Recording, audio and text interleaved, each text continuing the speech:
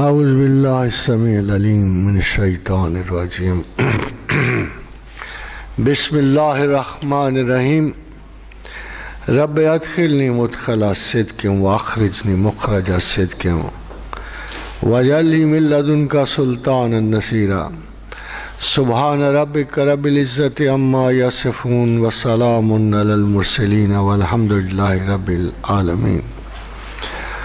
خادم حضرات،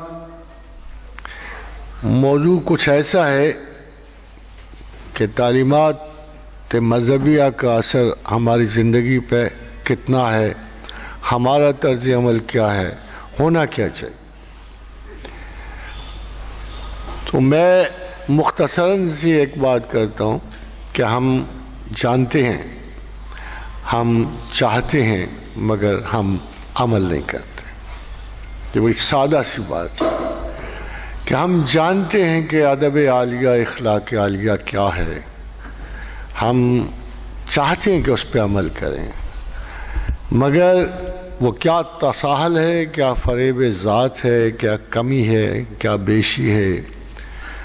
ہم تقسیم شدہ صاحب نفاق ہیں جو شاید ایمانداری سے ان تعلیمات پہ عمل کرنے سے قاصر ہیں۔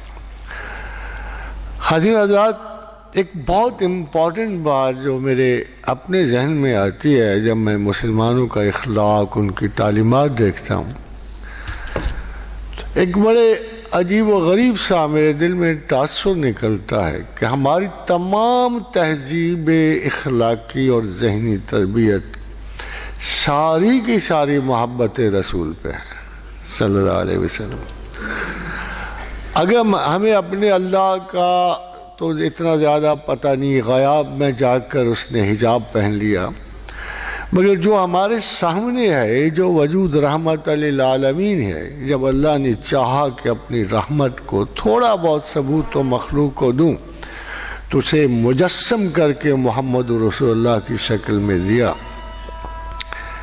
اگر آپ غور کرو تو ایک تراحم، ایک رحمت، ایک کرم، ایک نوازش، ایک اخلاق عالیہ، ایک زندگی کے مختلف ادوار میں، مختلف مقامات میں ہم جب بھی سوچیں گے ہمارا رہبر کون ہے تو محمد رسول اللہ صلی اللہ علیہ وآلہ وسلم۔ یہ محبت ہمارے نعت میں آتی ہے، ہمارے انداز میں آ جاتی ہے، مسجدوں میں کبھی کبھی نظر آ جاتی ہے، کبھی کسی اچھے عالم دین کی شکل میں نظر آتی ہے، مگر اب اس کا گلیوں کوچوں میں ظہور نہیں ہوتا۔ یہ محبت ہم سے دور ہوتی جا رہی ہے۔ میں نے پچھلے دنوں ایک عجیب سا واقعہ سنا کہ ایک موبائل پہ ایک کیس ہو گیا، ایک گروہ یعنی مذہبی گروہ نے، اچھے بلے طاقتور، انہوں نے کہا کہ توہین رسالت کی ہے۔ تو وہ ویسے تواکن میرے پاس آ گئے، بہت پریشان تھے کیونکہ کروڑوں روپے کا نقصان ہو رہا تھا ہلکی سی افواہ کے ساتھ۔ تو میں نے ان سے کہا تھی تو توہین رسالت تو بنتا ہی نہیں ہے، there is nothing of the sort۔ تو انہوں نے کہا نہیں جی اب کیس ہو گیا ہے، اب اگر ہم کیس لڑتے ہیں تو ہمیں مزید کروڑوں کا نقصان جھلنا پڑے گا، تو we are trying to have a bargain with the Maulvis۔ پھر وہ بات چیت چلی گئی، ادھر ادھر ہو گئی۔ کچھ عرصے بعد مجھے تجسس ہوا، میں نے پوچھا یار کیا بنا کہ اس کا جی ختم ہو گیا جو۔ میں نے کہا کیسے؟ 7 لاکھ۔ میرے ذہن میں ایک عجیب سا خیال آیا کہ کس نے توہین رسالت کا ارتکاب کیا؟ وہ جس نے یہ کہا کہ انہوں نے کیا اور پھر 7 لاکھ میں توہین بیچ دی، یا وہ کوئی اچھا آدمی تھا جس نے کہا فتنہ و فساد ختم ہوتا ہے تو چلو ان کو 7 لاکھ دے کے ان کا منہ بند کر دو، اور اپنا بھی نقصان اتنا بڑا کروڑوں کا افواہ پہ ہوتا ہے، چلو اس کو بھی سیو کر لو۔ تو خادم حضرات، ہمارے جو نامینیشنز ہیں، جو ہم پلیسنگ کر رہے ہیں اپنے ذہن کی، مذہب کی، خیال کی، اب دیکھیے ایک دفعہ جو ہمارے اسپین میں بڑے بادشاہ 800 برس سلطانوں نے حکومت کی، تو مڈسٹ آف دی کرسچنز میں رہتے تھے، کرسچنز کے اندر۔ تو وہاں ایک گروہ پیدا ہو گیا. پاپائے روم نے بڑی کلاسیکلی ایک گروہ پیدا کیا جس کا صرف یہ کام تھا کہ مسلمانوں کے شہروں میں جان کر اور پروفٹ آف اسلام کو معاذ اللہ استغفر اللہ غلط باتیں کرنا اونچی آواز میں.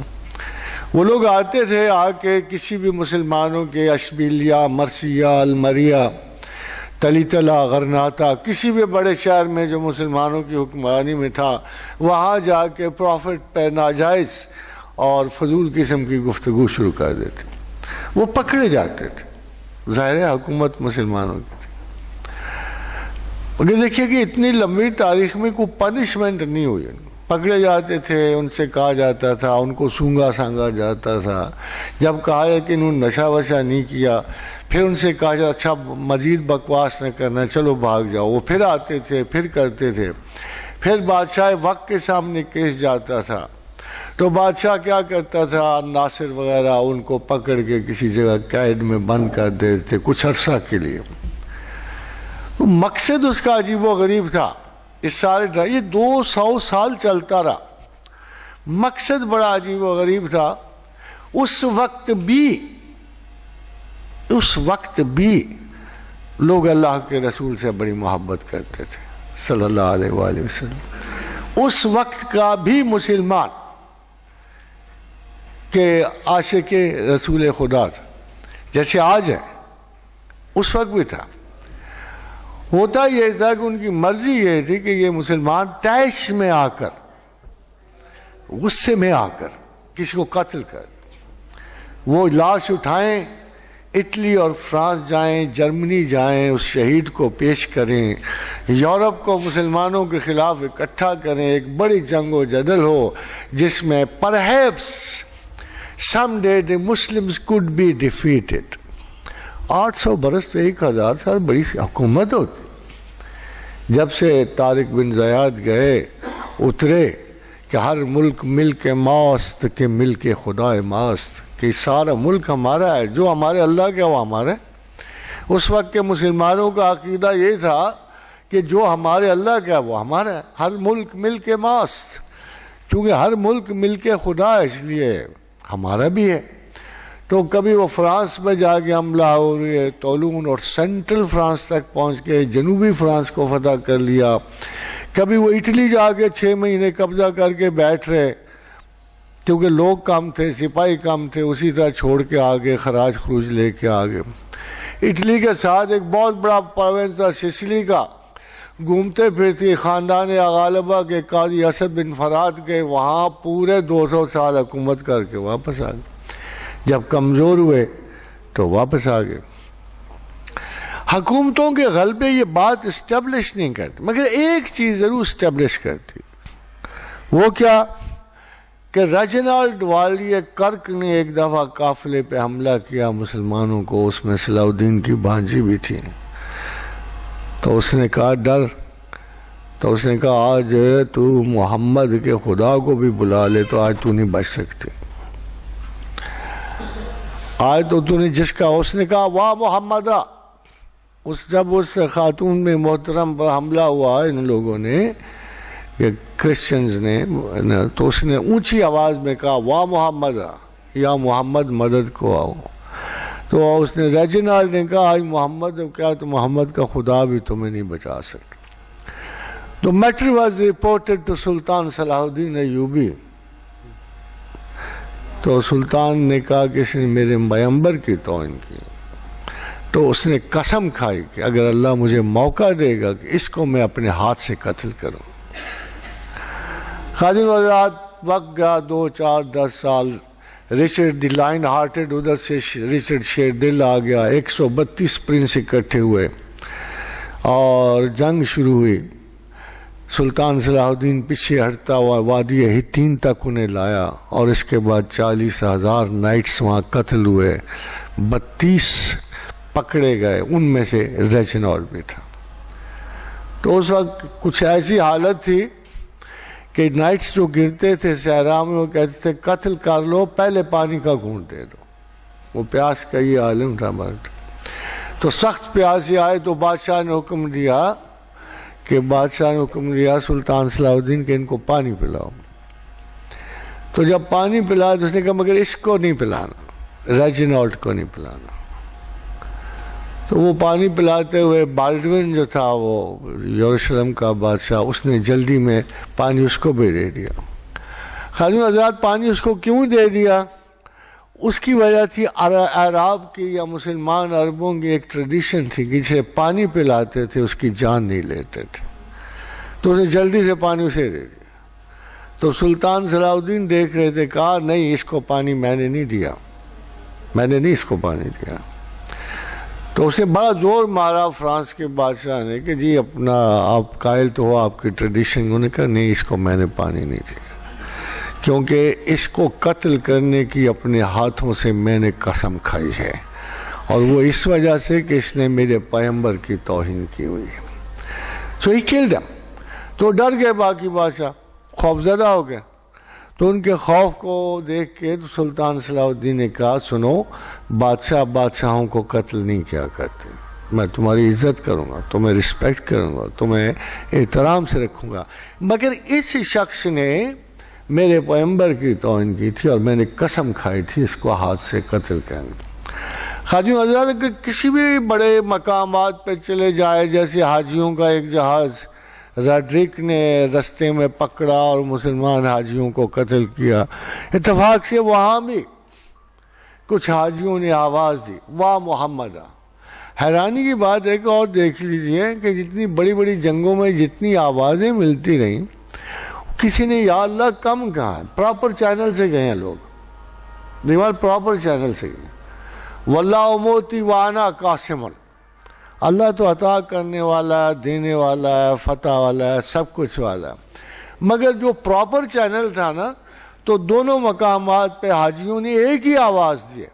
اب یہ تو جھگڑا نہیں تھا اس وقت بریلوی کون اور دیوبندی کون اور اہل حدیث کون تھا، یہ تو جھگڑا تھا ہی نہیں اس وقت۔ یہ ہے کہ دونوں مواقع پر جو طارق ابن زیاد جس جنگ کے لیے نکلا وہاں بھی حاجیوں نے آواز دی واہ محمدہ، یا محمد مدد کو آپ۔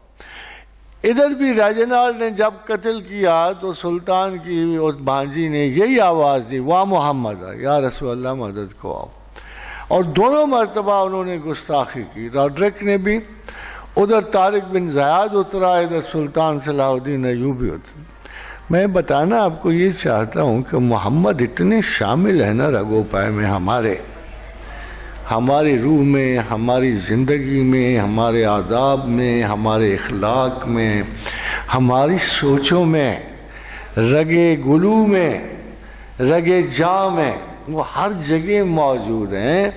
ہم بڑی کوشش کرتے ہیں مکر و فریب سے، حرام کاریوں سے، غلط فکری سے کہ ہم محمد کو کہیں اپنی روح سے نکالیں، جاتے وہ نہیں ہیں ویسے۔ وہ کچھ تو ہماری بدتمیزیوں کے وجہ چاہیے تو یہ کہ وہ ہمیں چھوڑ کے چلے جائیں، مگر ان کا عالم عجیب سا ہے۔ ایک تو ہمیں نا، ایک ادھر کا عالم عجیب سا ہے کہ حضرت عوف بن مالک نے کہا یا رسول اللہ صلی اللہ علیہ وسلم، جب ایک غزوہ میں ان کے ساتھ تھے تو حضور کو کچھ دیر کے لیے نظر نہ آئے تو 3 صحابی بڑے پریشان ہوئے، کہے یہ بخاری اور مسلم کی حدیث ہے۔ ان میں حضرت عوف بن مالک سے، ابو ذر تھے اور معاذ بن جبل تھے۔ جب اندھیرے میں پہنچے تو آواز آئی معاذ آ گئے ہو؟ فرمایا یا رسول اللہ حاضر ہوں۔ کہا ابو ذر ہیں؟ فرمایا یا رسول اللہ ہیں۔ کہا عوف بن مالک بھی ہیں؟ کہا ہاں ہیں۔ تو کہا دیکھو، پھر اندھیرے سے حضور چمکتے ہوئے چاند کی طرح باہر آئے اور کہا تمہیں پتہ ہے میرا آج ایک خدا سے معاملہ طے ہوا ہے؟ تو کہ یا رسول اللہ وہ کیا؟ فرمایا میرے اللہ نے کہا ہے محمد اپنی امت کو، آدھی امت کو بغیر حساب جنت میں داخل کر لیں یا پھر شفاعت قبول کر لیں۔ اب تینوں صحابی دم بخود کہ حضور نے کیا فیصلہ کیا ہوگا۔ تو کہا پتہ ہے میں نے کیا فیصلہ کیا؟ ان کا یا رسول اللہ ارشاد فرمائے۔ کہا میں نے فیصلہ کیا میں شفاعت قبول کروں گا۔ کیا یا رسول اللہ وہ کیوں؟ کہا میری امت کے اچھے لوگ تک چلے ہی جائیں گے، میری شفاعت میری امت کے گناہ آخری گناہگار کو بھی پہنچے گی۔ خادم حضرات پیغمبر ایسا ہو تو اس سے محبت کیوں نہ ہو؟ تو جب ایک شخص آیا نا بڑا بدتمیز سا رسول اللہ صلی اللہ علیہ وسلم کے پاس، بڑا قوم کا برا آدمی تھا، اور حضور کو اس کی اطلاع تھی کہ یہ برا آدمی ہے، تو آپ نے ام المومنین عائشہ صدیقہ سے، دیکھو یہ فلاں ابن فلاں یہ اپنی قوم کا برا آدمی ہے۔ قریب آیا تو حضور بڑے اہتمام سے ملے، بڑے سلیقے سے ملے، بڑی محبت سے ملے۔ ام المومنین حیران کہ یا رسول اللہ یہ کیا، ابھی تو آپ کہہ رہے تھے یہ بڑا بدتمیز بڑا غلط آدمی ہے اپنی قوم کا۔ فرمایا عائشہ ہم اپنا اخلاق تو نہیں نہ چھوڑ سکتے۔ خادم حضرات یہ جو اپنا اخلاق ہے، جو ہمارے رسول کا اخلاق ہے، جسے ہمیں فالو کرنا چاہیے، یہ تو پھر عجیب و غریب اخلاق ہوگا نا۔ یہ اخلاق ہے بڑا سادہ سا ویسے۔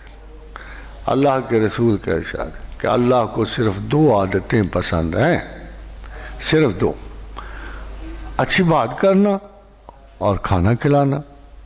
میں اپنی طرف سے ایڈ کر دوں تو اچھا کھانا کھلانا۔ تو لوگ مجھ پہ بھی بڑا اعتراض کرتے ہیں کہ آپ بہت اچھا کھانا کھلا دیتے ہو، سالانہ ہوتا ہے نا ہمارا، تو لوگ شکایت کرتے ہیں کہ آپ بہت اچھا کھانا کھلا دیتے۔ تو میں کہتا ہوں یار وہ تو میں نے ابن عباس سے جب سے تشریح سنی ہے کہ لا اسراف فی الخیر، دیکھو خیر میں کوئی بخیلی نہیں ہوتی، جتنا مرضی خرچ کر دو، ہو صحیح خیر کے لیے۔ تو خادم حضرات دیکھو 2 بڑی صفات ہیں، ایسی بڑی صفات ہیں، اگر nutshell of the deal and behavior of the Muslim Ummah is considered کہ we should shorten the list of all the behaviors which a Muslim has to exercise, I would simply say to talk well and to make people eat well۔ اتنے 2 سادے سے کام ہم وہ بھی بھول گئے۔ ایسا بخل جان آیا، ایسی کمینگی اتری اندھیری رات کے فتنوں کی طرح ہمارے باطن پہ، ہم تو کسی کو کھاتا ہی نہیں دیکھ سکتے، ہم تو اپنے بھائی پر رشک کر رہے ہیں، حسد کر رہے ہیں، ہم تو چھوٹی چھوٹی باتوں میں مقابلے لگا کے بیٹھے ہوئے ہیں، ہم تو اس انفیریورٹیز کے مارے ہوئے ہیں، اور سب سے بڑی انفیریورٹی وہ ہے جو کینہ اور حسد کو فروغ دیتی ہے۔ ہمارے دلوں میں ٹوٹل نیگیٹیویٹی جو ہے اس کی بنیاد بر صغیر میں ایک انفیریئر سٹیٹس پہ مشتمل ہے۔ کیا پہلے غلام نہیں ہوتے تھے، پہلے غریب نہیں ہوتے تھے، پہلے مساکین نہیں ہوتے تھے، پہلے درمیانی لوگ نہیں ہوتے تھے؟ ہم نے تو کبھی دور اسلام میں ذکر نہیں سنا کہ کوئی پس درجے کا آدمی صرف اس لیے کوئی بڑے کے مخالف ہو کہ یہ اونچے درجے والا۔ بھائی آپ خدا کی دیے ہوئے درجات اور عزتوں کو تو تقسیم نہیں نہ کر سکتے، جیسے وہ چاہتا ہے کرتا ہے۔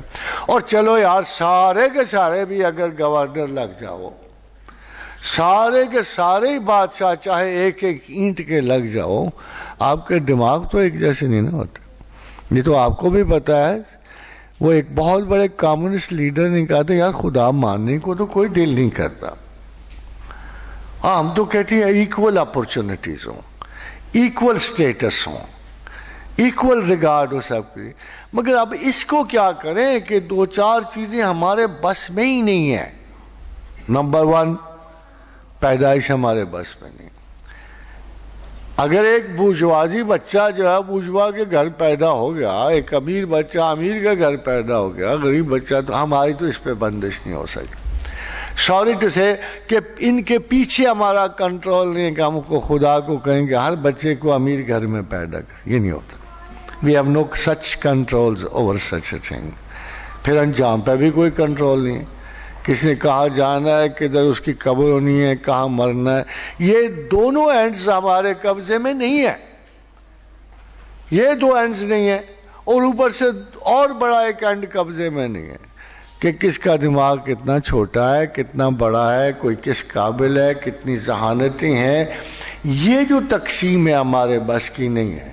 سو کارل مارکس شاید پیسے برابر کے کر سکتا ہے، بانٹ سکتا ہے، مگر کارل مارکس لوگوں کے ایک جیسے دماغ نہیں دے سکتا۔ اب آپ بیوقوف کو کتنا پڑھاؤ گے، احمق کو کتنی اس کی ذمہ داریاں ڈالو گے، ذہانتوں کو کتنا آپ پست کرو گے۔ نرفع درجات من نشاء فوق کل ذی علم علیم۔ اللہ کے ہاں ایسے درجات مرتب ہیں جو اس نے اوریجنلی اپنے انسانوں کو دیکھ کے سن کے بنائے ہوئے ہیں۔ مگر ایک خدا کا کرم ہے کہ اس نے سوشلزم میں پروگریس رک جاتی، خدا کے ہاں کسی کی کوئی ترقی نہیں رکتی۔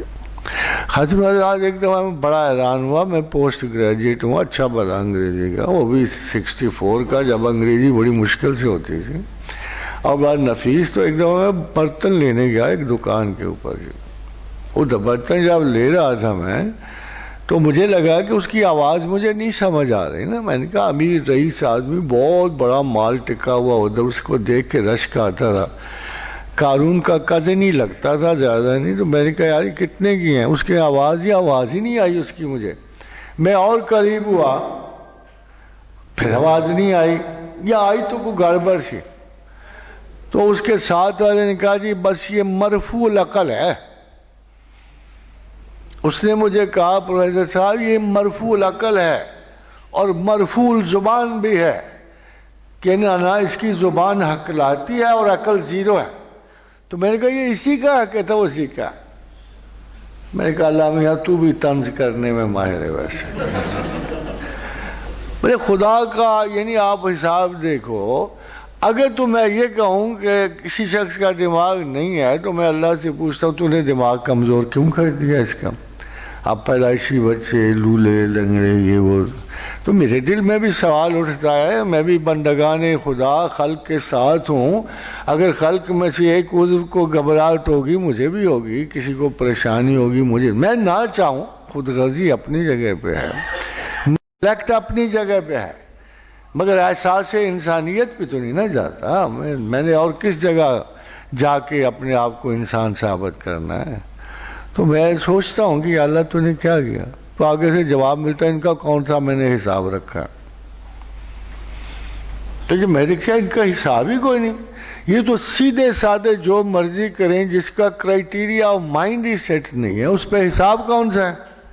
یہ تو ساری کے سارے جنتی ہیں۔ ویسے تو ہمارے ہاں کوئی دو شاہدولے کا چوہا ہو تو اس کو جنتی کہتے ہیں یا مجذوب اور فقیر کہتے ہیں، مگر سچ پوچھو تو اگر تمام حساب ذہن پہ ہے، انڈرسٹینڈنگ پہ ہے، سوچ پہ ہے، تو پھر تو یہ سارے بچے بے نیازانہ اپنے ماں باپ کو بھی جنت میں گھسیٹتے ہوئے جائیں گے۔ اب یہ کریڈٹ بھی تو انہی بچوں کو ملتا ہے۔ خادم حضرات ہمارے اخلاق میں جب بھی کوئی چیز کرنے لگتا ہوں نا تو اتفاق سے کوئی عادت سی بن گئی ہے، میں سوچتا ہوں رسول اللہ کیا کرتے ہوں گے اس عالم میں، اور اتفاق ہی دیکھو بات کہ ہر اس عالم میں سے جس میں سے میں گزروں رسول بھی گزرے تھے، اور مجھے ان کا رویہ پتا کہ انہوں نے ایسے کیا تھا۔ تو ایک دفعہ میں اس وقت واپس آیا تو چھوٹی موٹی دکانداری شروع کی، اور دکانداری میں پتہ ہے آپ کو قرض تو دینا پڑتا ہے، لینا پڑتا ہے۔ تو دور سے ایک شخص نے مجھے آواز دی کہ جناب پیسے تیار رکھنا، میں لینے آ رہا ہوں۔ اب میں سوچ میں مر گیا، میرے پاس تو ایک پیسہ ہی نہیں ہے، تو کیا کروں؟ اگر اس سے کہوں میرے پاس نہیں ہے تو کہے گا تو ہر مرتبہ کہتا ہے نہیں ہے، تو اسی طرح جھوٹ بولتا رہے گا۔ تو میرے دل میں آئی چلو بھاگ ہی جاؤ، یہ تو ادھر جا رہا ہے نا، میں دکان چھوڑ کے ادھر ادھر چلا جاتا ہوں، اس نے کون سا ٹک جانا ہے، چلا جائے گا یہ، میں واپس آ جاؤں۔ جو میں رستے میں چل رہا تھا تو اچانک مجھے خیال ہے یار تیرا رسول ہوتا تو کیا کرتا ہے؟ تو بھاگ رہا ہے فیس کرنے سے، ذمہ داری سے، ایک اخلاقی روایت سے۔ پھر مجھے یاد آیا کہ ایک یہودی حضور صلی اللہ علیہ وسلم کو کہہ رہا تھا، میری آنکھوں میں منظر ابھرا، ایک یہودی رسول اللہ صلی اللہ علیہ وسلم کہ محمد تو میرے پیسے کیوں نہیں دیتا؟ تو میرا مکروہ تھا۔ تو حضور کہہ رہے تھے میرے پاس نہیں ہے، میں دے دوں گا۔ تو وہ آگے سے کہہ رہا تو ہمیشہ یہی کہتا ہے، تو غلط کہتا ہے، تو میرے پیسے کیوں نہیں دیتا؟ اور اتنا گستاخ ہوا کہ حضور کی داڑھی پہ بھی ہاتھ بار بار چھیڑ رہا تھا، اور تو کیوں نہیں دیتا پیسے، کیوں نہیں دیتا؟ حضرت عمر سے تو یہ بات نہیں نا قابل قبول ہو سکتی۔ تو کہا گستاخ ہاتھ پیچھے رکھ، آئندہ تو نے اگر حضور کی ریش مبارک کو ہاتھ مارا نا تو تیری گردن اتر جائے۔ آپ کا کیا خیال ہے حضرت عمر کی یہ غیرت کس کے کام آنی چاہیے تھی؟ کام تو آنی چاہیے تھی، حضور کی حمایت میں بولے تھے، عشق میں بولے تھے، غم میں بولے تھے، مگر یہ ان کے کام نہیں آئی. حضور سختی سے پلٹے اور عمر باولا ہوا ہے, پاگل ہوا ہے, میں نے اس کا دینا ہے نا, اس کا حق ہے نا مجھ پہ, یہ حق رکھتا ہے مجھے ایسی بات کرنا. خادم حضرات ذرا سوچ کے دیکھنا, آپ بھی ایسے ہی کرو گے, آپ بھی ایسے ہی کرو گے. جیسے محمد رسول اللہ نے حق پہچانا, آپ بھی ایسے حق پہچانو. میں نے سوچا آج ہونے دو جو مرضی ہونا ہے, آج اس کو فیس کروں گا. جو اس کی جو اس وقت ہوا, چلو اس کا تھوڑا بہت میرے ساتھ ہو جائے, کون سی قیامت آ جانی ہے. میں واپس پلٹ کے گیا, واپس پلٹ گیا. اب میں بالکل تیار, ریڈینس از آل. پتہ ہے شیکسپیئر نے ایک مقولہ لکھا ہے کہ ریڈینس از آل. آدمی اگر پہلے سے تیار تو رنج کم ہوتا ہے. یوں سمجھو میں اس کی سرزنش سہنے کے لیے, اس کی ملامت سہنے کے پورا تیار تھا. میں کہا آنے دو یار, میں نے صبر کرنا ہے, بس سننا ہے. ابھی میں نے دور سے اس کو دیکھا, اس نے کہا اس کے وہ جہاں بات یہ ہے, میں ذرا جلدی میں ہوں, میں جا رہا ہوں, میں اگلے ہفتے آ کے لے لوں. دیکھو صاحب بات یہ ہے, رب کعبہ کی قسم ہے, مجھے خیال آیا اگر آپ سچائی فیس کرو تو اللہ بہت مدد کرتا. وہ نوبت ہی نہیں آنے دیتا جب آپ خدا و رسول کے لیے توہین کے لیے تیار ہو. اور میں حیران پریشان کہ میں تیار کھڑا ہوں اور بالکل سامنے سے گزرا. میں کہتا ہوں ابھی آئے گا, میں حجت پیش کرتا ہوں, دور سے مجھے کہتا ہے اور دیکھو جی میں جا رہا ہوں, میں اگلی مرتبہ آ کے لے لوں گا. دس از ویری شاکنگ. ایک ٹرائل ہے بیچ میں ہے, ایک لائن ہے بڑی باریک سی, پل صراط ہے جو آپ قطع نہیں کرتے. آپ خدا پہ نہیں اعتماد کرتے, آپ رسول پہ نہیں اعتماد کرتے. ایک کتاب ہے, میں نے کہا نا آپ بھی میری طرح ہی بڑے مخلص مسلمان ہو. میں یقین سے کہہ سکتا ہوں کہ تمام مسلمان نیک نیت ہیں سوائے منافق کے, تمام مسلمان. میرا دل کہتا ہے کہ ہر مسلمان یہ سوچتا ہوگا میں اس طرح بیہیو کروں, میرا کلام اچھا ہو, میرا انداز اچھا ہو, لوگ مجھے اگر سلام کہیں تو ان کا مطلب سلام ہو, میں کسی کو سلام کہوں تو میرا مطلب سلام ہو. ہم ایک دوسرے سے سلامتی چاہتے. اس سے بڑا تو کوئی قوم ہے ہی نہیں جو اٹھتے بیٹھتے چلتے پھرتے سلامتی کی تحریک ساتھ لیے پھرتی ہے. اس سے بڑے کامن ہو سکتے ہیں. صفائی میں الحمدللہ الحمدللہ الحمدللہ, دنیا میں کوئی قوم ایسی نہیں ہے جو مسلمان کے برابر ہو. پرسنل کلینلینس اور ایبلیوشنز میں مسلمان واحد قوم ہے جو صرف مذہبی اور آقا اور رسول کی احادیث پہ عمل کر کے اتنے صاف ستھرے ہیں جتنے یورپ کے نفیس ترین لوگ بھی نہیں ہوتے. مگر گھروں کے باہر گندگی کے ڈھیر لگے ہوتے ہیں. یار سیوک سینس کدھر گئی, گلیوں کی صفائی کدھر گئی؟ کیا دوسرے گھر ہمارے نہیں ہیں؟ کیا ہمسائیگی میری نہیں ہے؟ وہ جو ڈرے اصحاب, یاد رکھو رسول اللہ صلی اللہ علیہ وسلم ڈرے اصحاب اور کہا یا رسول اللہ صلی اللہ علیہ وسلم, اتنی مرتبہ انہوں نے ہمسائیگی کے حقوق کا احساس دلایا کہ ہم ڈرے کہ یہ وصیت میں نہ شامل ہو جائے ہمسایہ. یعنی اتنے قریب کا سلوک کرنے کو کہا. اور خادم حضرات ہم پہ تو سب سے زیادہ ہمسایہ ہی بھاری ہوتا. اگر برا ہمسایہ ہو, دیکھو یہ تو نہیں نا رول آؤٹ کیا جا سکتا کہ سارے فرشتے ہی آپ کی ہمسائیگی میں ہوں گے, کوئی جنات بھی تو ہو سکتا. تو چھوٹی سی ایک دعا عطا فرمائے, اللہم انی اعوذ بک من جور السوء, اے اللہ مجھے برے ہمسائے سے پناہ دینا. چھوٹی سی دعا, اللہم انی اعوذ بک من جور السوء, کہ مجھے برے ہمسائے سے محفوظ رکھنا. آپ کو اجازت نہیں حق کے ہمسائیگی منقطع کرنے میں. ہاں اگر آپ دعا کرو تو اللہ آپ کے ہمسائیگی کو ہدایت دے دے. تو کون سا ایسا مینر ہے؟ جوتی پہننے کے آداب انہوں نے نہیں بتائے ہوں گے, کیا خیال ہے آپ کا؟ دایاں پہلے پہنو, یہ پہن, اور جب کوئی اچھا جوتا پہن لو, اور دیکھو درویش پھرتا ہے پرانے پھٹے ٹاٹ لگا کر, کلندرانہ حیثیت نمایاں کرتا پھرتا ہے, یہی کہتا ہے, وہ کہتا ہے جی میں اس لیے معزز ہوں کہ میں نے دنیا ترک کی ہوئی ہے. دیکھو مگر رسول کیا کہتے ہیں کہ بھائی تمہارا مال تمہارے لباس میں آنا چاہیے. تم تو ویسے کروڑوں پتی ہو. اور خدا گواہ ایسے لوگ میں نے دیکھے بھی کہ ایک صاحب میرے پاس تشریف لائے کہ کپڑوں سے بو اٹھ رہی تھی. تو میں آپ بڑا ڈرنے والا ہوں. میں سوچا یہ بہت ہی بڑا درویش ہے کہ پاؤں دھول سے ہٹے ہوئے ہیں, کپڑوں سے بو آ رہی ہے.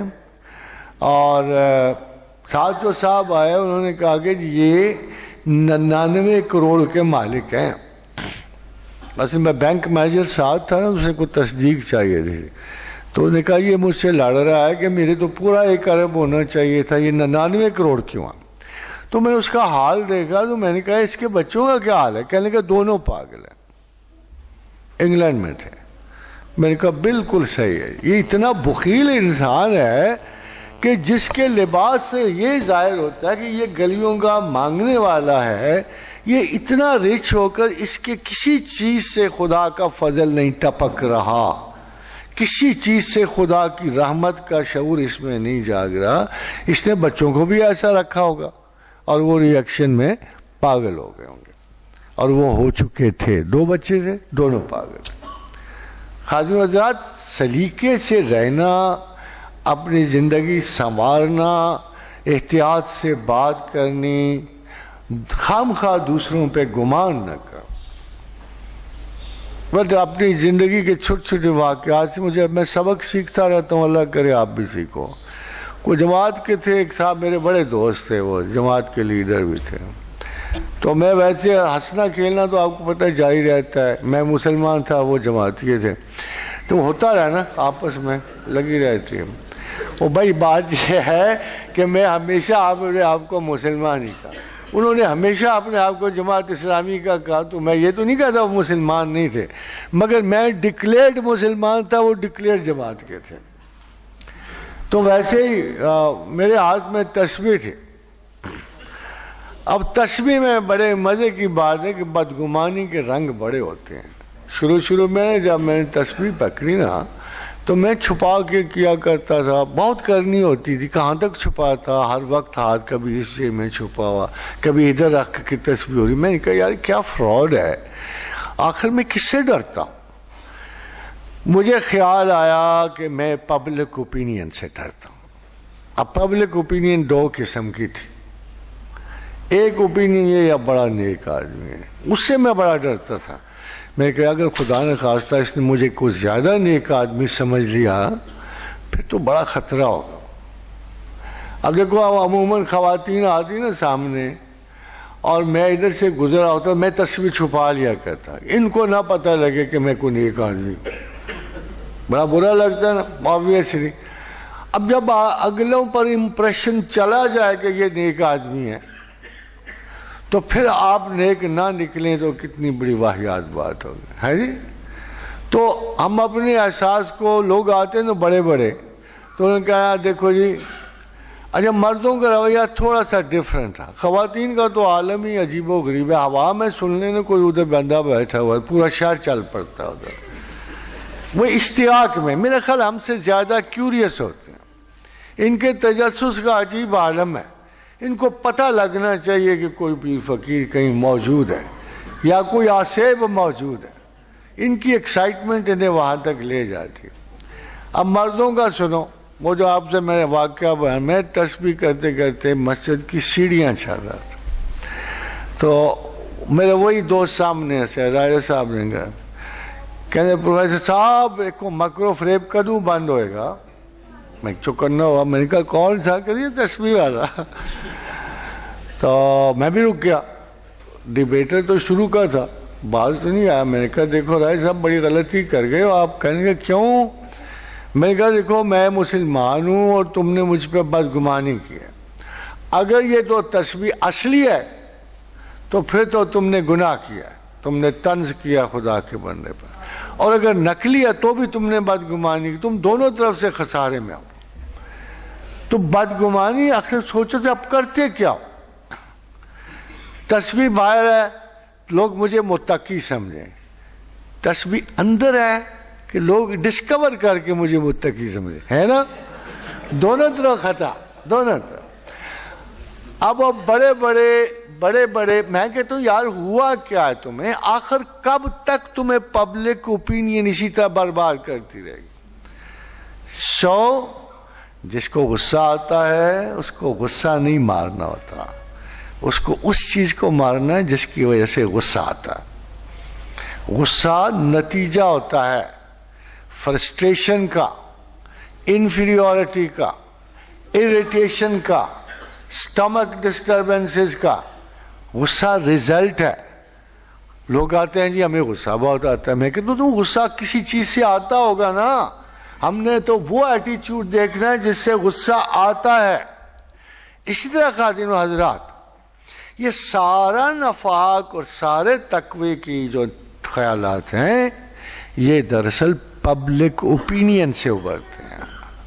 میں نے سوچا یار یہ کیا کرتے؟ لوگ کہتے ہیں عزت نفس بڑی عزیز ہے، خدا کہتا ہے انکسار کرو، خدا کہتا ہے برداشت کرو، محمد فرماتے ہیں برداشت کرو، محبت فرماتے ہیں نرمی جس چیز سے نکل جائے وہ بدصورت ہو جاتی ہے، نرمی جس چیز میں داخل ہو جائے وہ خوبصورت ہو جاتی ہے۔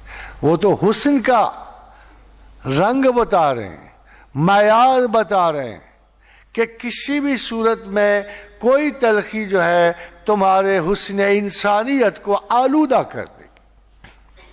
ایسے نہ کرو، کوشش کرو۔ ایک سویٹنس، وہ چاہے جعلی سی ہو، اصلی شوگر والی نہ ہو، مگر سویٹنس تو رہے، انداز و بیان میں کچھ تو حسن بیان، کچھ تو خوبصورتی رہے۔ دیکھو اللہ میں یہ کہتا ہے میرے لیے لڑو، مگر نہیں اس طرح نہیں۔ لارڈ برٹرن رسل نے کہا جب دو آدمی بحث کرتے ہیں، دو بڑی بحث کرتے ہیں، لمبی بحث کرتے ہیں، دونوں صرف آواز اونچی کرتے کرتے، جس کی زیادہ آواز اونچی ہوگی وہ جیت جائے گا۔ کوئی دلیل پہ نہیں بحث کر رہا ہوتا، شور پہ بحث ہو رہی ہوتی ہے۔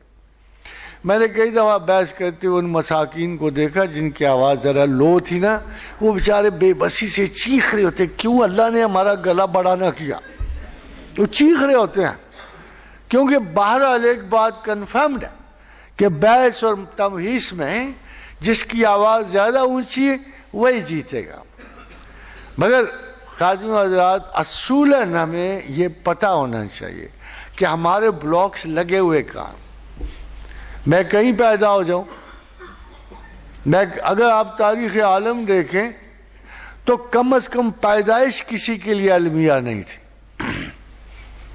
الیعقوب الصفار نال بند کا بیٹا تھا، کوئی کسی یعنی اس کا اپنا سارے کے سارا جیسے کوئی کام کرنے والے مزدوروں کے بیٹے، اگر آپ ایران کی ہسٹری دیکھو، عرب کی ہسٹری دیکھو، لوگوں نے تفاخر سے اپنے پیشے ساتھ اٹیچ کر لیے، اپنے پیشے۔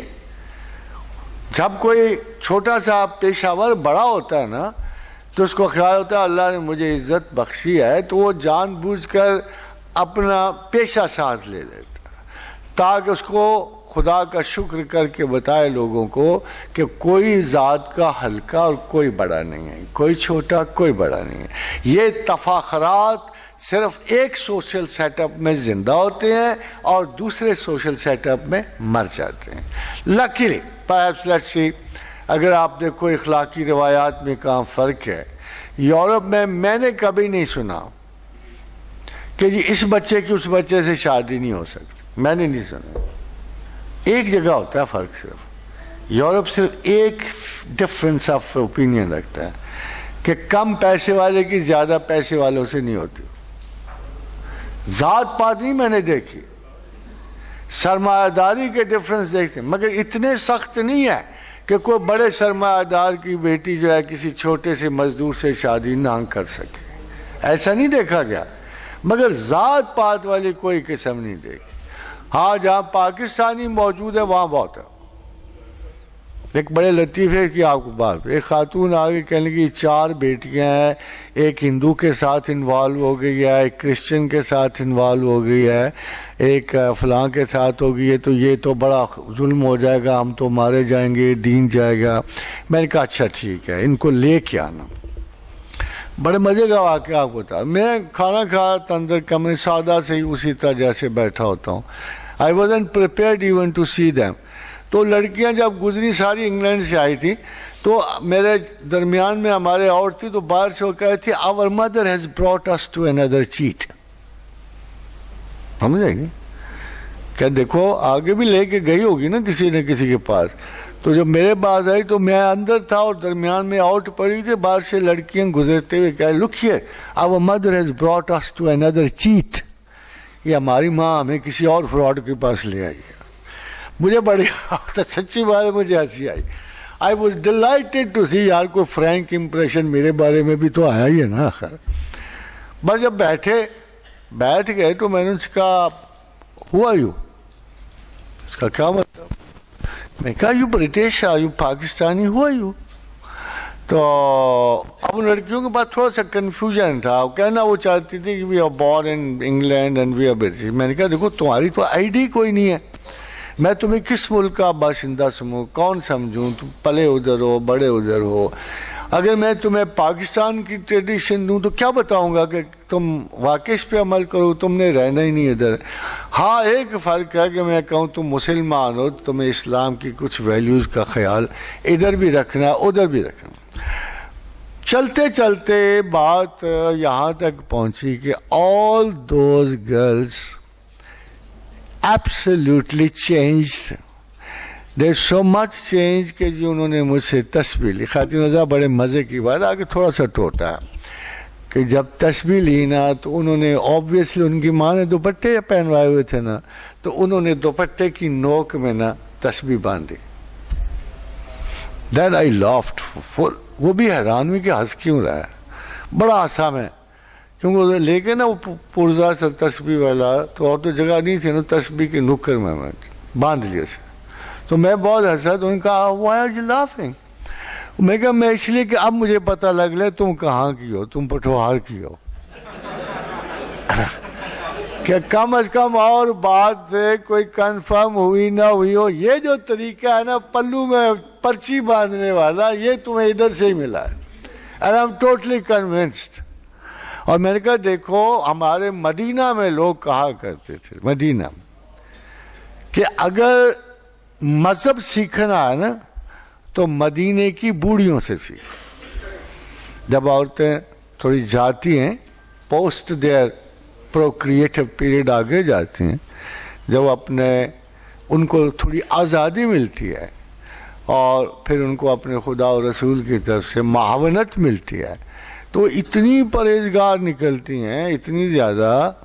میرے ایک پھوپھی محترمہ تھیں, سارا شاید عمر لڑتی رہی مگر آخر میں سارے شہر کی اکیلی استاد تھی قرآن پڑھانے میں, بہت اچھا قرآن پڑھاتی تھی. اور میرا خیال یہ ہے کہ ہم نہ بھی جنازے میں جاتے تو ان کے شاگردوں سے ہی شہر بھرا جاتا, اتنا جنازہ تھا. تو یہ عورتوں کی روایت ہے. بلکہ جیلم شہر میں میری ماشاءاللہ نانی ہوتی تھی ادھر, اور وہ اتنی سخت تھی, وہ ادھر ایک ہوتے دیوبندی استاد تھے, ادھر اہل حدیث. اور جب میں ان کے گھر جاتا وہ دونوں کے مسائل مجھے سنا کے پھر میری رائے طلب کر کے اس پہ بحث کیا کرتے تھے, اور پڑھے لکھے نہیں تھے اس لیے میں جلدی بھاگ جاتا تھا. مگر بہرحال اللہ ان کو جنت نصیب فرمائے. تو ہمارے طریقے تو دیکھو بڑی بوڑھیوں لوگوں کی کیا کلچر ہوتا ہے جو آگے بڑھاتا ہے, یہی ہوتا ہے نا کہ اخلاق اور قانون کی جو پاسداری. ہماری بڑی بوڑھیاں وہ خواتین جو مائیں بن جاتی ہیں یا عمر رسیدہ ہو جاتی ہیں, وہ ان کا ٹریڈیشنل ایک خزانہ ہوتی ہیں. وہ ساری عورتیں وہ ٹریڈیشنز کا خزانہ ہوتی ہیں.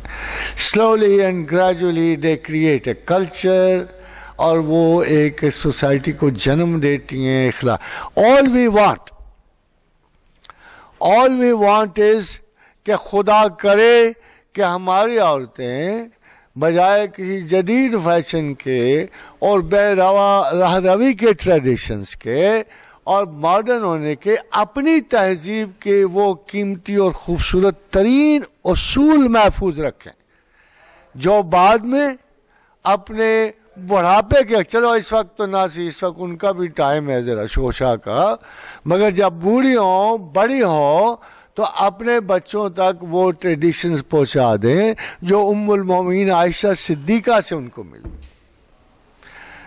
جو سیدہ سکینہ بنت حسین سے ملی ہیں، جو سیدہ عاتقہ بنت طلحہ سے ملی ہیں۔ کلچر میں، ادب میں، عرب میں سب سے مشہور 2 خواتین تھیں، اور فرزدق جیسے شاعر، اور عرب کے بڑے بڑے شاعروں کو جب اپنے شعر کی تصدیق چاہیے ہوتی تھی، جب وہ چاہتے تھے کہ ہمارے شعر اچھا ہے کہ برا ہے، تو ان 2 خواتین کے پاس آیا کرتے تھے، سکینہ بنت حسین کے پاس آیا کرتے تھے علیہ السلام، اور عاتقہ بنت طلحہ کے پاس آیا کرتے تھے۔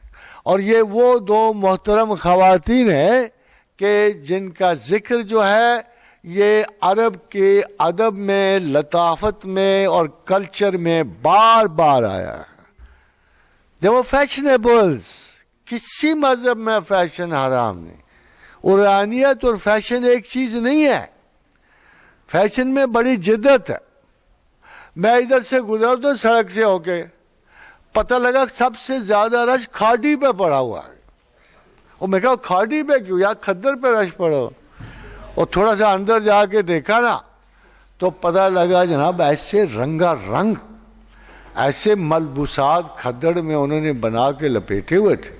I was simply shocked، اور سارا ریشم ادھر پڑا ہوا ہے اور خواتین بھاگی جا رہی ہیں آدھی رات کو، کھاڑی پہ رونق لگی ہوئی۔ Now the traditions، a woman's culture may be slightly different، مگر a woman's culture جب بچوں کی حد ہم دیکھتے ہیں تو سب سے پائیدار کلچر ہوتا ہے۔ It's the timing، we have so less time۔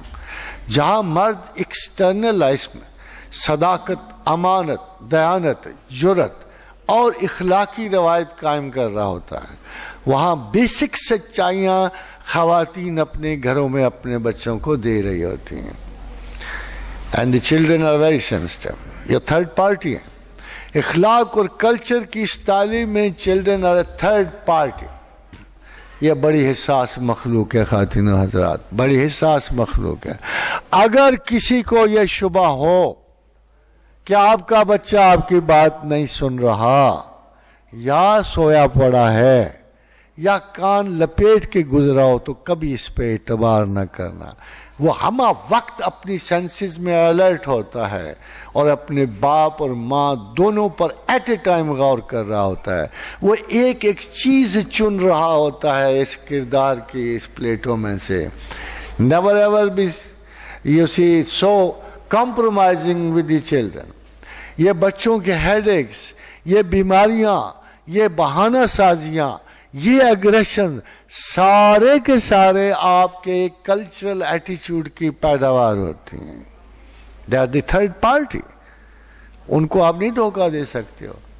وہ اخلاق جس کا باہر آپ مظاہرہ کرتے ہو بچے اس کے قائل نہیں ہوتے، مگر جب اسی اخلاق کا مظاہرہ گھر پہ ہوگا وہ آپ سے محبت کریں گے، بیکاز دے نو کہ آپ منافق نہیں ہو، ورنہ ہر بچہ اب آپ کو کہتا ہے، کبھی نہ کبھی ضرور کہتا ہے ابا یہ کیا کر رہے ہو تم، ادھر تو ایسے تھے ادھر ایسے کیوں ہو۔ ان کی آپس میں ایٹیچیوڈز، ان کی لڑائیاں چھوٹے چھوٹے، آپ نے اپنے گھروں کا کلچر جو ہے چھوٹی چھوٹی خواہشات کی وجہ سے تباہ و برباد کیا ہوا ہے، اپنی تہذیب کی وجہ سے خراب کیا ہوا ہے۔ اگر آپ گھر میں ہر وقت ہی ایک مکان کے لالچ میں مبتلا رہو گے اور مزید دولت کے آسیب میں مبتلا رہو گے اور سٹیٹس کے آسیب میں اور گھریلو جیلسیز میں مبتلا رہو گے تو آپ کے بچے تو پھر ویسے ہی ہوں گے۔ Sorry to say, they have to copy your temper, your mood, your habits, they have to copy۔ اور اللہ آپ پر بھی رحم کرے۔ There's a lot more to discuss between the husband and wife relationship and culture۔ تو اگر اللہ نے کبھی موقع دیا تو انشاءاللہ میں کسی بڑے اجلاس کے بڑے موضوع میں یہ ضرور کہوں گا آپ سے کہ you have to get back to your prophet۔ 11 بیویوں میں وہ ایک مرد جس نے اتنی خوبصورت بیہیو کیا کہ جب اللہ نے مال و اسباب کے ساتھ اس کی بیگمات کو چوائس دیا تو کسی نے بھی نہیں نہ کی، سب نے اللہ کے رسول کو چنا۔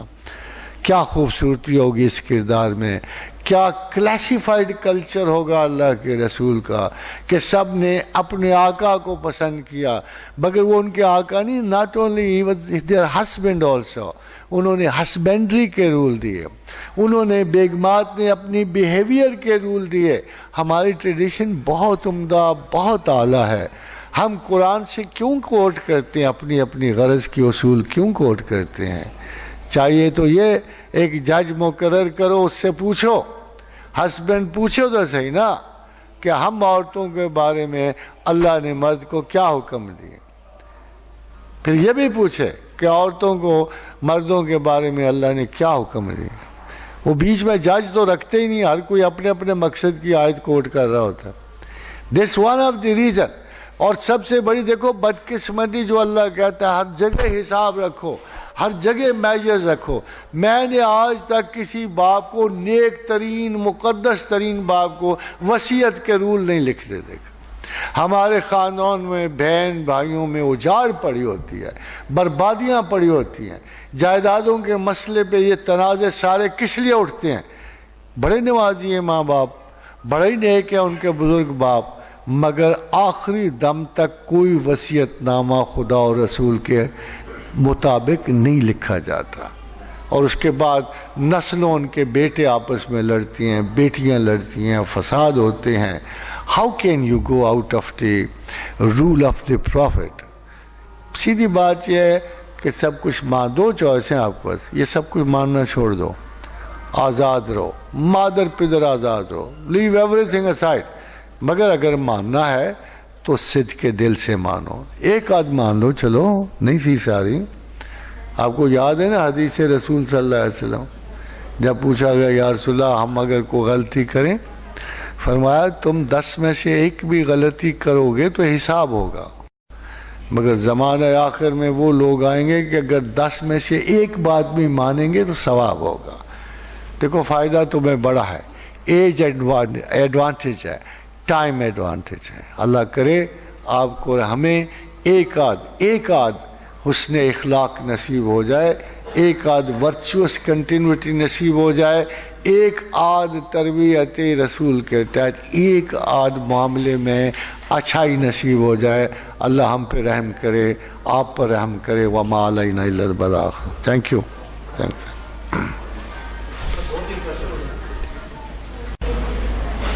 کیا حضرت عائشہ صدیقہ رضی اللہ عنہا کے ساتھ آپ صلی اللہ علیہ وسلم کا طرز زندگی کیا تھا اور ہمارا اپنے گھروں میں طرز زندگی کیا ہے؟ تھوڑا سا رہنمائی ہمارا۔ ویسے تو میں نے بہت سارے افسانے پڑھے، بہت سارے میاں بیوی کی باتیں سنی پڑھی اور بہت سارے واقعات پڑھے، but very frankly telling you, جو رسول اللہ صلی اللہ علیہ وسلم کا جو ام المومنین عائشہ صدیقہ سے تعلق، مجھے اس سے زیادہ خوبصورت رومانٹک ریلیشن شپ نظر نہیں آیا۔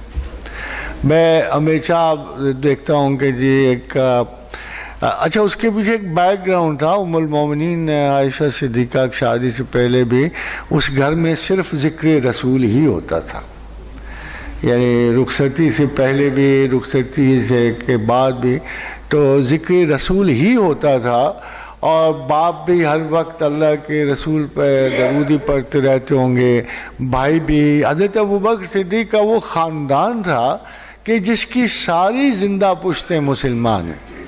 ابوبکر کے باپ مسلمان ہوئے، دادا مسلمان ہوئے، ساری اولادیں مسلمان ہوئی۔ یہ اکلوتا اعزاز ہے جو کسی اور مسلمان کو نصیب نہیں ہے۔ یہ صرف سیدنا ابو بکر صدیق کو یہ اعزاز نصیب ہے کہ ان کی 2-3 پشتیں ساری کی ساری مسلمان۔ ابھی خاتم حضرات، جو لڑکی اسی ماحول میں سے نکلی ہو، جس کی ہر امیج جو ہے اس کی الٹیمیسی جو ہے رسول اللہ کے پاس جاتی ہو، تو میرا تو خیال یہ ہے کہ وہ ایک جہاں ام المومنین ایز اے وائف بھی گئیں، وہ سر تاپا عشق رسول میں گئیں اور اسی طرح انہوں نے نبھائی۔ مگر زندگی کے کچھ معاملات میں وہ ہوتی ہے. مجھے سب سے خوبصورت واقعہ وہ لگتا ہے جب ام المومنین ناراض ہوتی تھی. کبھی 2-3 واقعے ہیں تو بڑے مزے کی ان کی ناراضگی ہوتی تھی. فار ایگزامپل جب ام المومنین جب یہ واقعہ افق گزرا اور اللہ نے سورتیں 10 اتاری اور اللہ کے رسول نے ام المومنین کی بارات میں یہ 10 آیات قرآن اتاری تو رسول اللہ نے کہا کہ ام المومنین تم پہ شکریہ واجب ہے. تو کہا آپ کا کیوں کروں, اللہ کا کیوں نہ کروں جس نے میری بارات میں آیات اتاری ہیں. پھر ایک دفعہ کا ذکر ہے, وہ اتنی خوبصورت باتیں, یعنی وہ باتیں جس میں ام المومنین بیسیکلی غصے والی تھیں, مگر جو ان کا انداز تھا رسول اللہ کے ساتھ اتنا نفیس تھا کہ جب ان کو ناراضگی ہوتی ہے تھوڑی سی پروفٹ سے تو پھر وہ ان کا نام اس طرح نہیں, محمد رسول اللہ نہیں کہتی تھی. ان کی ناراضگی کا عجیب انداز تھا. یعنی جب وہ بہت محبت ہونی تو پھر یا رسول اللہ ہی کہنی. یہاں سے بھی آپ نوٹ کریں کہ ان کو ان کا رسول ہونا کتنا پیارا تھا, کتنا عزیز تھا, کتنا محترم تھا, مگر جب کبھی کبھی ناراض ہوتی تو ان کو یا رسول اللہ کی بجائے ان کے نام سے پکارتی تھی. تو یہ ایک طرز عمل ان کی تھرو آؤٹ زندگی میں. اور یہ کیوں عریاں کیا گیا یہ ریلیشن شپ, یہ تو بہت بڑی عزتوں کے معاملے ہیں. اگر آپ غور کریں تو اگر مجھے 1000 بھی تجسس ہو تو میں اس مقدس اور دبیس اخلاقی سطح پہ میں ادھر جھانکنا بھی پسند نہیں کروں گا جہاں میرے رسول ہیں اور ان کی محرمات ہیں. آخر یہ کیوں کیا گیا؟ خواتین حضرات, جیسے رسول اللہ صلی اللہ علیہ وسلم کی زندگی اپنی نہ تھی, ایک ایک لمحہ ایک تربیت کا تھا, ایجوکیشن کا تھا, بے شمار ایسے واقعات تھے کہ جو آئلی زندگی میں مرد اور عورت کو ڈیل کرتے تھے. اگر رسول اللہ کی وجہ سے یہ ہم تک نہ پہنچتے, کوئی نہ کوئی ذریعہ اللہ نے ڈھونڈنا تھا جس سے یہ ساری تعلیمات جو ہیں اللہ کے رسول کی ہم تک پہنچتی. اسی لیے خدا کے رسول کہا کرتے تھے صلی اللہ علیہ وسلم کہ دین کا 1/4 اس حمیرہ کے پاس ہے. یعنی 1/4 of the religion lies with ام المومنین عائشہ صدیقہ. خاتون حضرات, اس کے 2 وجوہات آپ کو بیان کر دوں. ایک وجہ تو یہ ہے کہ حضور صلی اللہ علیہ وسلم کی یہ جتنی بھی بیویاں تھیں ان سے ٹوٹل جو احادیث مروی ہوئے 17 ہیں.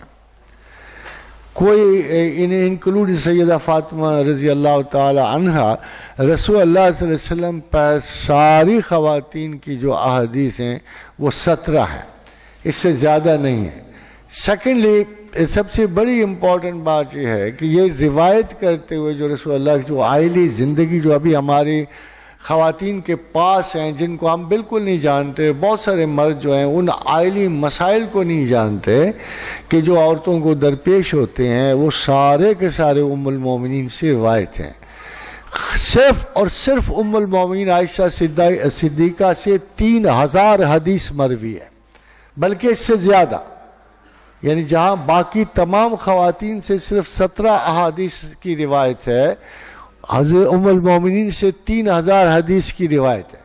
نمبر 2, جو ارلیسٹ میرج کا کہا جاتا ہے کہ چھوٹی عمر میں ام المومنین کو نہ صرف پڑھنا تھا بلکہ پڑھانا تھا, اس لیے ان کی عمر وہ چنی گئی. تمام پہلی جو عورتیں تھیں شادی شدہ تھیں, ان کے دماغ پہلے سے امپرنٹڈ تھے اور ان پہ کچھ نہ کچھ امپریشنز ان کی پاسٹ لائف کے موجود تھے. خواہ وہ زینب بنت جہش تھیں یا وہ ام المومنین سلمہ تھی یا ام المومنین سودا تھی, ان کی زندگی کے کچھ پرنٹ مکس ہوتے تھے اور وہ مکسنگ کی وجہ سے امکان تھا کہ کچھ ایسی باتیں ان میں شامل نہ ہو جاتی کہ جو بعد میں مسلمانوں کو راس نہ آتی. ام المومنین کو صرف اس لیے چنا گیا کہ یہ انتہائی تازہ فریش میموری تھی, اللہ نے چنا خاص طور پر, جن پہ کوئی پرنٹ موجود نہیں تھا سوائے رسول اللہ صلی اللہ علیہ وسلم. ان کی محبت کا ہو یا عقیدت کا ہو یا ان کی ازدواجی حیثیت کا ہو, ام المومنین عائشہ صدیقہ کے ذہن پر رسول اللہ کے سوا کوئی اور پرنٹ موجود نہیں تھا.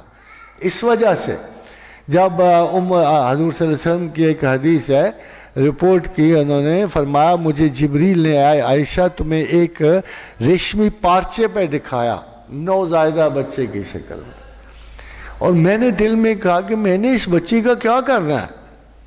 پتہ ہے کہ جب یہ بتایا جبریل نے کہ یا رسول اللہ یہ آپ کی بیوی ہوں گی، تو میں بڑا پریشان ہوا کہ میں نے اس بچی کا کیا کرنا ہے۔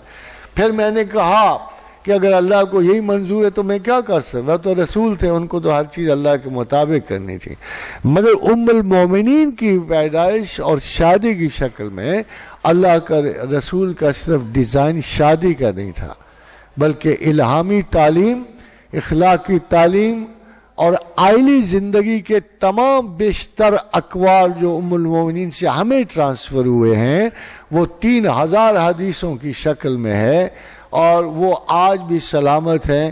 اس لیے جہاں تک سیدہ عائشہ اور آقا و رسول کا تعلق ہے، ہم ان کو صرف ایک پہلو ازدواجی پہلو سے نہیں دیکھ سکتے۔ میں نے اپنے طور پر دنیا کی تمام عورتوں کا جائزہ لیا، ساری عورتیں academically. Nobody has ever crossed the path of Umm al-Mu'minin Aisha Siddiqa. She is the greatest teacher ever born. ابھی تک ان کی تعلیمات جاری ہیں، ابھی تک ان کی تعلیمات جاری ہیں، مگر بعض ان کے اقوال ایسے ہیں جو بڑے سے بڑے مدبر بھی کوئی نہیں دے سکتا۔ مجھے ایک قول ان کا نہیں بھولتا، زندگی بھر نہیں بھولے گا، شاید موت میں بھی نہ بھولے۔ جب رسول اللہ صلی اللہ علیہ وسلم کی وفات ہوئی تو ام المومنین نے فرمایا کہ رسول اللہ فوت ہو گئے، اب ہمیں اور کیا غم لگے گا، اب اور کون سا غم ہمیں چھو سکتا ہے؟ اگر زندگی میں اور دنیا کا بہترین انسان گزر گیا، اعلیٰ ترین انسان گزر گیا، خدا کا محبوب ترین انسان گزر گیا، اور کون ان سے قیمتی اور بڑے ہوں گے کہ ہمیں ان کا رنج ہو؟ تو فرمایا رسول اللہ گزر گئے، اب ہمیں اور کس چیز کا کیا غم ہوگا؟ وما علینا الا البلاغ۔ اگلا سوال ہے کہ ہم آج کے عربی روایات رہن سہن کو اسلامی روایات سمجھ رہی ہیں، اسلامی روایات اور عربی روایات سے کیا فرق ہے؟ عربی عرب سے خالد رضا، عربی تو روایتی کوئی نہیں تھی، اجڑ اور گنوار لوگ تھے کب کے، ابھی بھی ہیں۔ اور کبھی ایک دیکھا شیخ بندر کی نہیں سنی آپ نے بیان بازی جو تھی کہ زمین ساکت ہے، اگر ان پہ چھوڑ دیا جائے تو عرب اب بھی بلوں میں گھسیں گے، اب بھی وہی کام کریں گے جو ان کے پرانے کرتے چلے آئے ہیں۔ تو عربی روایات کوئی معنی نہیں رکھتی، وہ ایک بدوی روایات بھی نہیں تھی، they were nothing at all اگر آپ اصولاً دیکھیں۔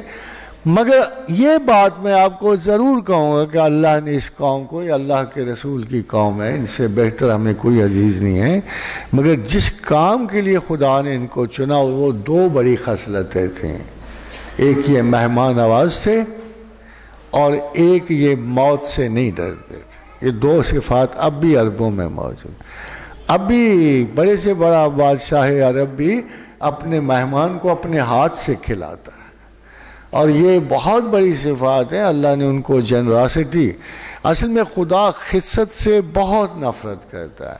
خست سچ پوچھو تو کفر کی طرح ہے۔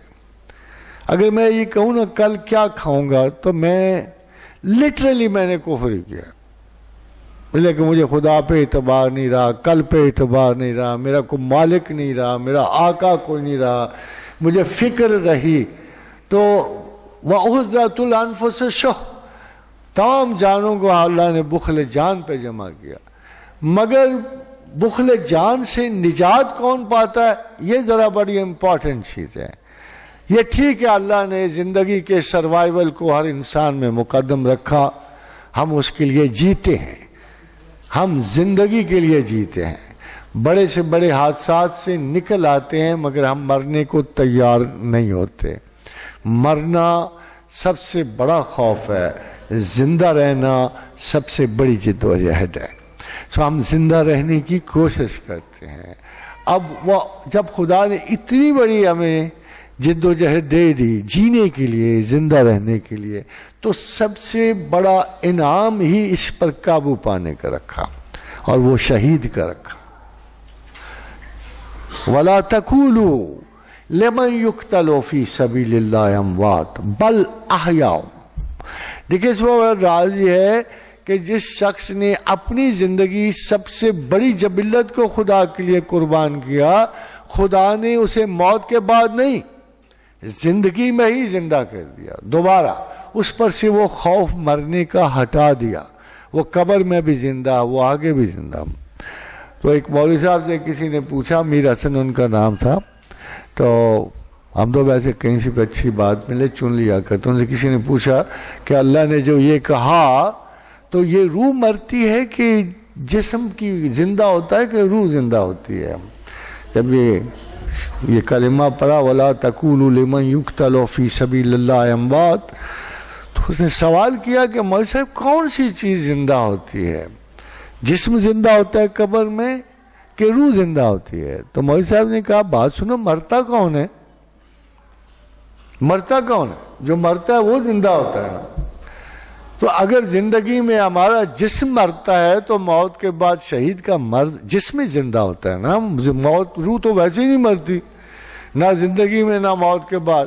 تو بعض سوالوں کے جواب اتنے کلیئر ہوتے ہیں، جیسے مولوی صاحب نے، یہ میر حسن صاحب نے جواب دیا، مولوی حسن صاحب نے، سادہ سے مولوی تھے مگر کیا خوبصورت جواب دیا کہ بھائی زندگی کا اطلاق تو اس چیز پہ ہوگا نا جو مرتی ہوگی، اور زندگی میں اگر جسم مر رہا ہے تو زندہ بھی تو وہی ہوگا. روح تو نہ پہلے مرتی تھی نہ بعد میں مرے گی. تو اصل میں خادم حضرات مسئلہ ہمارا جو ہے اس وقت سب سے بڑا شاید یہی ہوتا ہے کہ ہمیں ڈائریکٹ نالج کی آرزو کرنی چاہیے. ڈائریکٹ نالج، ڈائریکٹ حدیث مل رہی ہے، ڈائریکٹ قرآن اشارات، ہو سکتا ہے سمجھنے سوچنے میں غلط فہمی آ جاتی ہے. اسپیشلسٹ بڑے ہوتے ہیں، ہمیں اس اسپیشلسٹ کے ہاتھ سے چیزیں نکالنی چاہیے جو بالکل ہی نالائق. ابھی آپ کو پوری دنیا میں شیخ بندر کی مکہ مدینہ سے اسٹیٹمنٹ گزر گئی ہے اور ہمارا مذاق اڑایا جا رہا ہے کہ اسلام میں تو ایسی عالم ہے. موصوف فرماتے ہیں کہ زمین ساکت ہے، باقاعدہ ایک لیکچر جھاڑا ہوا ہے اور بھی بڑی باتیں اس میں. اب میرا خیال یہ کہ انہوں نے شاید قرآن کو بھی غور سے نہیں پڑھا، اس لیے کہ قرآن میں تو کسی چیز کے ساکت ہونے کی نفی ہے. کائنات میں کسی بھی چیز کے ساکت ہونے کی نفی کرتا ہے اللہ کو بالکل سادہ سے لفظوں میں. اب بتاؤ کہ یہ کہاں سے عالم اٹھے ہوں گے کہ جو ابھی سینٹر آف اسلام میں بیٹھ کر کہہ رہے ہیں کہ زمین ساکت ہے. سخر شمس والقمر والنجوم مسخرات بامرہ، کہ یہ سورج چاند سارے سب ہم نے مسخر، ساتھ رول دیا اللہ نے، کل یجری لاجل مسمى، تمام چل رہے ہیں. یا بے قصول دیا اللہ کہ کل یجری لاجل، تمام چل رہے ہیں وقت مقرر. نہ صرف یہ کہ سارے چل رہے ہیں بلکہ فرمایا کل فی فلک یسبحون، سارے اپنے اپنے مدار میں چل رہے ہیں. اب دیکھو یہ کہاں سے عالم اٹھا، ان دی سینٹر آف دا اسلام، سارے ملکوں میں ذلیل کروا رہے ہیں ہمیں اور سب کوٹ کر رہے ہیں اور مسلسل کوٹ کر رہے ہیں. اب کون جا کے ان گدے بیوقوفوں کو، ویسٹرن والوں کو، کہ یہ ہمارا نمائندہ نہیں ہے. کوئی مسلمان، کوئی عالم ہمارا نمائندہ نہیں. He is a part of the studies, he is just one part of this. میں کیا اور کیا، ہم سب خدمت گزاران اسلام ہیں. ہم اپنی رائے دیتے ہیں، ہم ایجوکیٹ کرنے والے ہیں. ہمیں اپنی ایجوکیشن کے دامن کو وسیع تر کرنا چاہیے. ایک سے نہیں، ایک اسکول آف تھاٹ سے نہیں، بلکہ جملہ تعلیمات کے لیے مسلمان کا دل اس شعور پہ آمادہ ہونا چاہیے کہ حکمت میراث مومن ہے. ہمیں غیر سے یا حاضر سے جہاں سے بھی اس کا ایک ذرہ ملے گا ہم اسے حاصل کریں گے انشاءاللہ تعالی. سر انگلش میں سوال ہے، is it possible to stay blessed, rich, happy in whole life without being put into tests, hardships, امتحان وغیرہ؟ کیا آخری جملہ بولیں؟ without being put into tests, hardships, امتحان وغیرہ. آج یہ فرض کرو جو کیفیات آپ نے لکھی ہیں اوپر، یہ دکھائیے، میں آپ کو پڑھ کے سناتا ہوں. یہ بڑا مزے کا کوشچن ہے، بس اس میں nature. Is it possible to stay blessed, rich, happy in whole life without being put into؟ اب دیکھیں آپ نے جو اوپر کیفیتیں لکھی ہیں یہ ٹیسٹ ہے جو آپ چاہتے ہو، ہے نا فنی بات. جو آپ کوشچن کر رہے ہو, yes I say you can stay blessed, you can stay rich, you can stay happy whole life without being put in to test. یہ جملہ نکال دو, ہارڈ شپس نہیں ہوں گی, ظاہر ہے ادھر اس طرح رہو گے اور جو کچھ بھی آپ چاہو گے ہوگا. مگر اگر آپ یہ کہو کہ یہ اسٹیٹس جو ہیں, ہیپی رہنا اور بلیسڈ رہنا اور اچھی زندگی میں رہنا, یہ ٹیسٹ سے آزادی کا نتیجہ ہے, تو یہ نہیں ہے, یہ نہیں ہے. آپ نے فرمایا, دیکھو اللہ کے رسول کی حدیث ہے, ذرا غور کرنا اس حدیث, پھر بتانا آپ کیا رہنا چاہتے ہو. اگر فرض کرو آپ ہر وقت متبسم رہنا چاہو, ہنستے کھیلتے رہنا چاہو, تو اللہ کے رسول نے فرمایا زیادہ مت ہنسو, زیادہ ہنسنے سے روح مردہ ہو جاتی ہے. Then will you like to laugh a lot? پھر ویلدی ہوگی, بہت رقم ملے گی. ہیں بھی کچھ لوگوں کے پاس بہت ہیں. اب خدا کہتا ہے کہ تم میں سے جو آزمایا جائے گا وہ دولت کے آزمائش میں, اس لیے دولت اسے آزمائش کے طور پہ دا. آپ چاہتے ہو امن کے لیے ملے, مگر پروردگار کہتا ہے نہیں, دولت سے وہ آزمایا جائے گا کہ وہ کہاں خرچتا ہے, کس کام میں لگاتا ہے, اور اس کی جہنم اسی پیسے میں ہے جو اسے کثرت سے دی جائے گی, اور جنت بھی اسی میں. اگر عثمان غنی ہو سکتا ہے تو بلم بیل باور جہنم کا کتا بھی ہو سکتا ہے. یہ جتنے آپ نے لفظ لکھے ہیں ان کا جنت سے تعلق ہی کوئی نہیں, ہیپینس سے کوئی تعلق نہیں. ہاں ایک لفظ ان کے لیے استعمال ہو سکتا ہے, maybe you pass through the world without any mind, with total neglect, with the total block of your brains, you see. یہ ہو سکتا ہے کہ آپ بند دماغ کے ساتھ دنیا سے گزر جاؤ, اندھے دماغوں کے ساتھ گزر جاؤ, نہ کچھ سوچو نہ کچھ دیکھو, پھر ویسے ہی آپ کو کوئی تکلیف نہیں ہوگی. آپ اندھے باہروں کی طرف گزرو گے تو قرآن حکیم کہتا ہے کہ سمن بکم الذین لا یاکلون, بغیر عقل کے گزر جاؤ, سب سے بڑی جنت اور آسانی یہ ہے.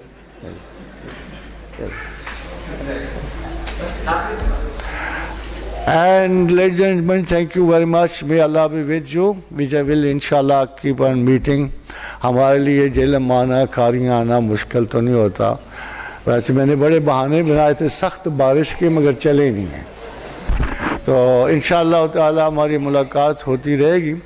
سب سے پرابلم یہ آتا ہے ایسی جگہوں پہ آتے ہوئے, اتنی خوبصورت جگہ پہ آتے ہوئے, اس کے کچھ خرچے ہوتے ہوں گے, وہ ہمارے میزبانوں میں پڑتے ہیں, تو میں ذرا اس لحاظ سے گھبرا جاتا ہوں کہ ہمارے شاید میزبان تنگی میں نہ چلے جائیں. وما علینا الا البلاغ. یا ارحم الراحمین, یا ارحم الراحمین, یا ارحم الراحمین, یا ذا الجلال والاکرام, یا ذا الجلال والاکرام, یا ذا الجلال والاکرام.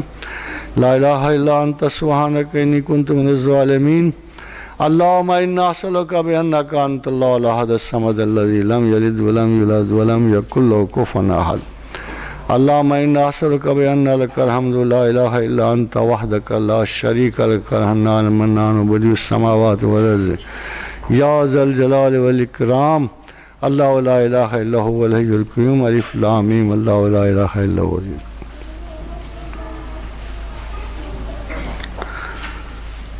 اللہم اعنا علی ذکرک و شکرک و حسن عبادتک.